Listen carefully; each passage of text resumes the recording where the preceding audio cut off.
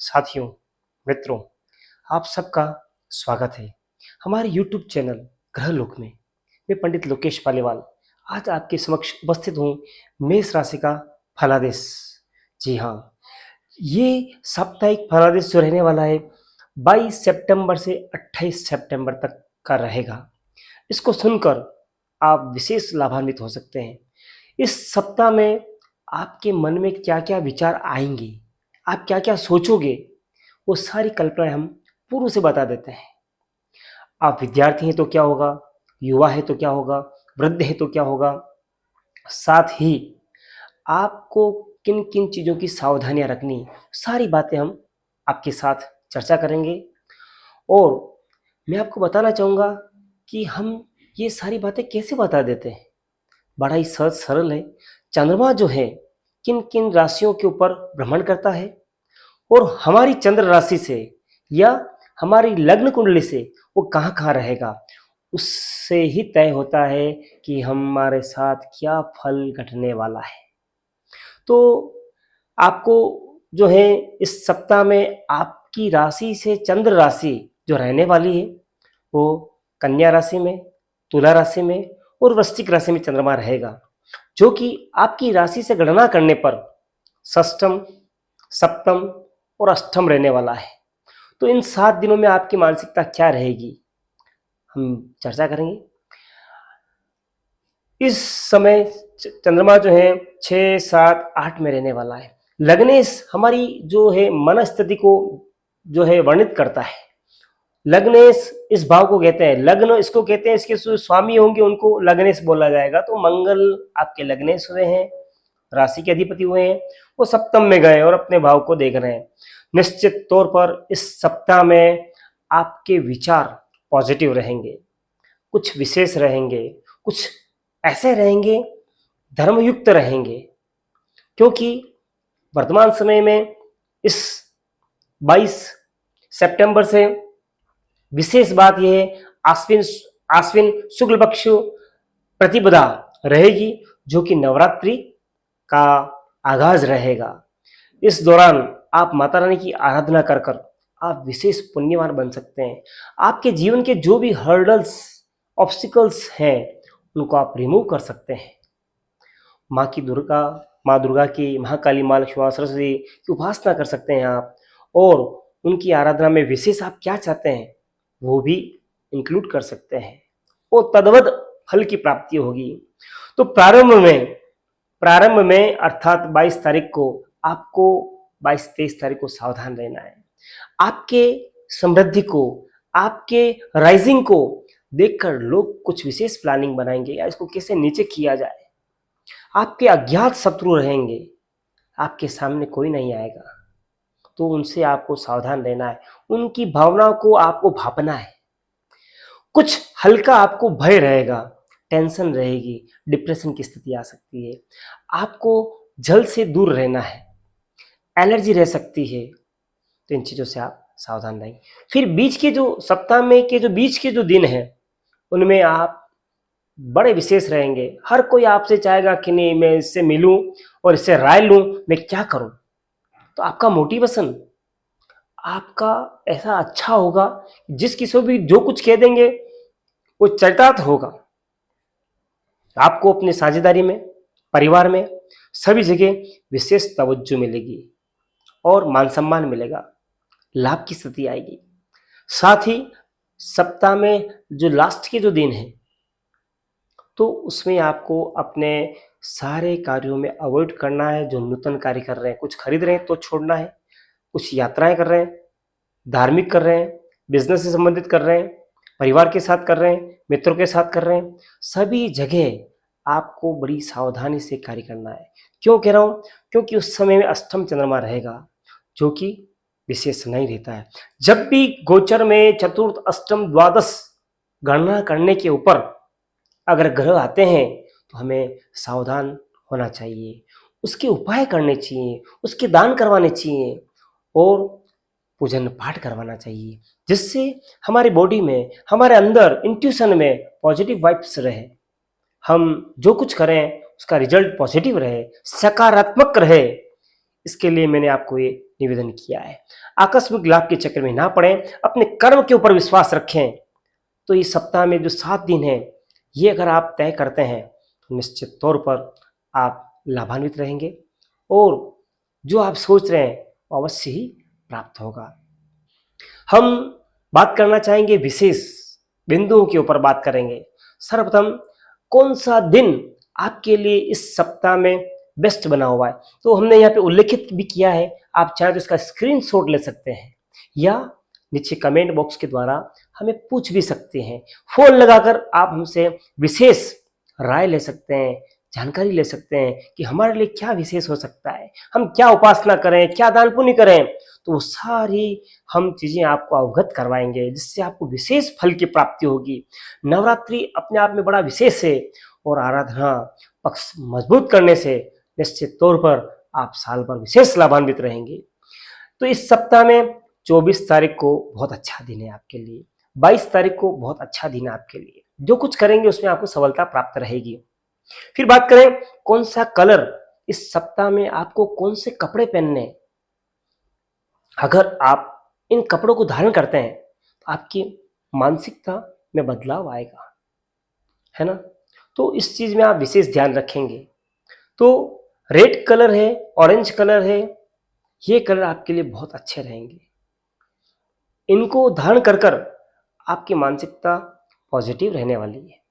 फिर बात करेंगे हम कौन से दिन को अवॉइड करना है हमें।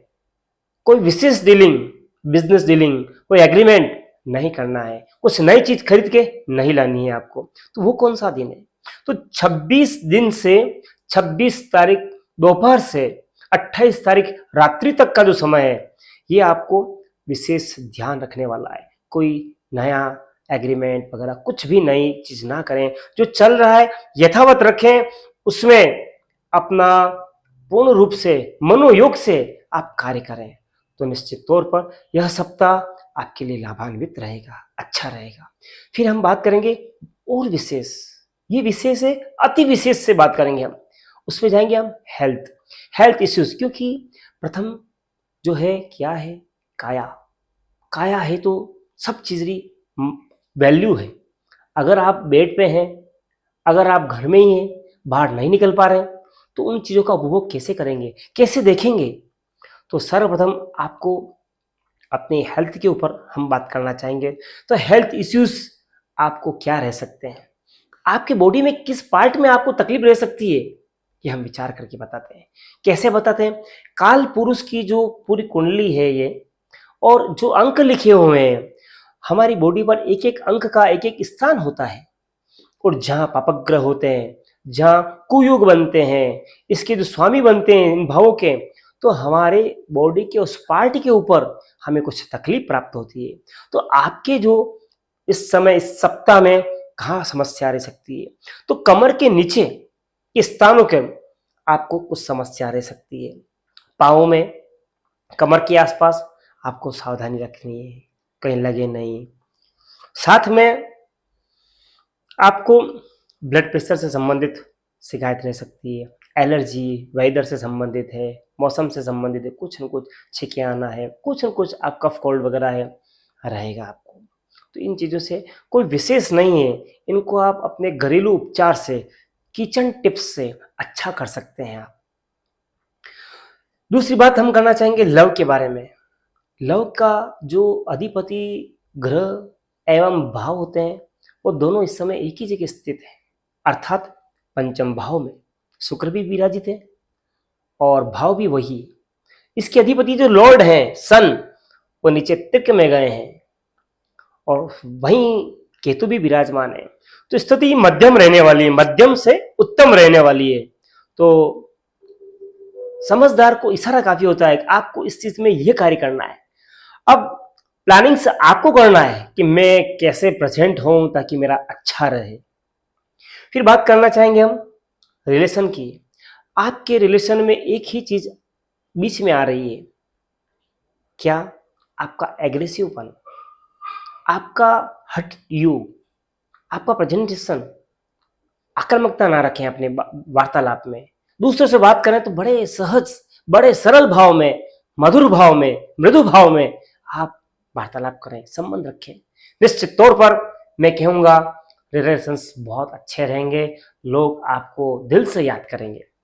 फिर बात ऐसा क्यों हो रहा है कि मंगल की दृष्टि आ रही है? आप अपने आप के ऊपर विशेष आत्मविश्वासी हैं, लेकिन अपना आत्मविश्वास किसी दूसरों के ऊपर थोपें, वो ठीक नहीं। तो लोगों को प्रेम से 2.5 अक्षर का आप यूज करें, अर्थात 2.5 अक्षर यानी प्रेम। फिर बात करें हम कैरियर की, तो कैरियर के अधिपति आपके लॉर्ड सैटर्न शनि है, जो कि व्यय भाव में स्थित है। तो इन दिनों व्यय अधिक रहता है, आमदनी लिमिटेड रहती है, कार्यकाज खूब रहता है, दौड़ भाग खूब रहती है, रिटर्न की जो स्थिति होती है वो कम होती है, रुक रुक के होती है, आप संतुष्ट नहीं होते हैं। तो इस वजह से आपको पेशेंस रखना होगा अपने कार्यों में, अपनी आमदनी में, और उसको मिला के आपको चलना होगा। तो निश्चित तौर पर कालांतर में जो शनि की साढ़े साथी चल रही है, ये पूर्ण होती है तो विशेष लाभ प्राप्त रहेगा। आप जो सोच रहे हैं उससे कई गुना प्राप्त होगा।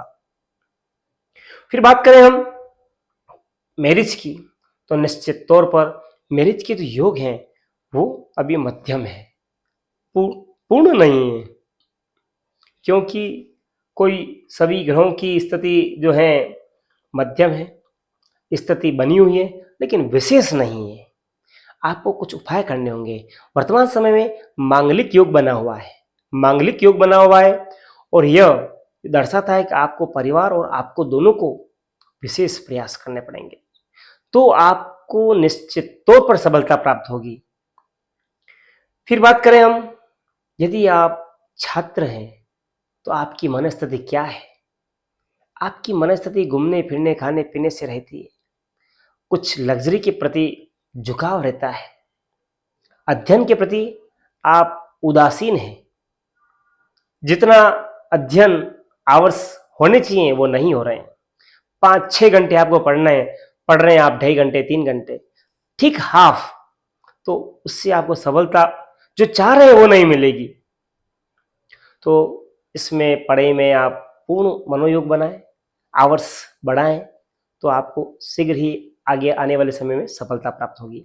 अब हम ऐसे क्या उपाय करें जो एक तीर से 2 कार्य करें? अब हम आपको ऐसा उपाय बताएंगे जो आपको हम बता चुके हैं, हम उसकी पुनरावृत्ति करेंगे। क्या? 2 कार्य करने हैं आपको।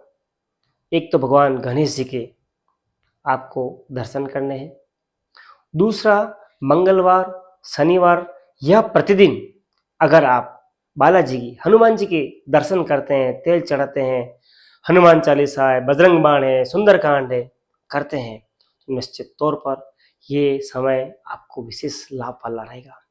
साथ ही अभी नवरात्रि में 9 दिन होते हैं माता जी के, आप रोज आप क्या चाहते हैं उसके अनुसार माता रानी की आराधना करें। माँ काली की करनी है या माँ लक्ष्मी की करनी है या माँ सरस्वती की करनी है। विद्यार्थी हैं तो निश्चित तौर पर माँ सरस्वती की आराधना करनी है। यदि आप व्यापारी हैं, युवा हैं, अर्थ के पीछे हैं, तो माँ लक्ष्मी की करनी है। यदि कोई विपदा आ रही है आपके ऊपर तो माँ काली की आराधना करनी है।